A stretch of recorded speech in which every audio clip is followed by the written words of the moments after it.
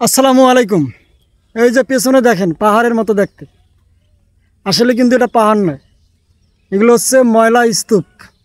দেখেন ময়লা স্তূপ রাখতে রাখতে এখন পাহাড়ের মতো হয়ে গেছে। মনে হচ্ছে সুন্দর একটা পাহাড় দেখা যাচ্ছে দূর থেকে। আসলেই প্রথমে দেখে কিন্তু আপনারা যদি কেউ প্রথমে এসে দেখেন তাহলে এটা দেখে পাহাড়ই মনে হবে। চলুন একটু পেছন ক্যামেরা দিয়ে দেখাই। এই যে দেখুন, মনে হচ্ছে আসলেই পাহাড়। ওখানে দেখেন আবার অনেকে কাজও করতেছে, ওই যে একটা লোক দেখা যাচ্ছে কাজ করতেছে।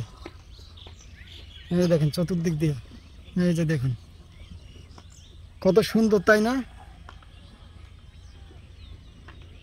এই যে দেখুন চারদিকে প্রাচীর দিয়ে ঘেরা আছে, যাতে কেউ ওখানে ভিতরে প্রবেশ করতে না পারে, একমাত্র কাজের লোক ছাড়া।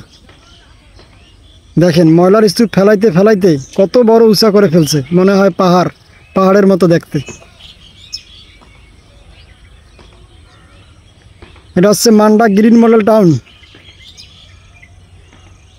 এর ভিতরে। আসলে বিষয়টা হচ্ছে এই যে মান্ডা গ্রিন মডেল টাউনের এটা ভিতরে কিন্তু, আর এইখানে যে কমলাপুর মহানগর মুগদা মান্ডা বলেন, এই মুগদা মান্ডার যত ধরনের ময়লা আবর্জনা আছে সব কিছু নিয়ে এসে এখানে ফেলানো হয়।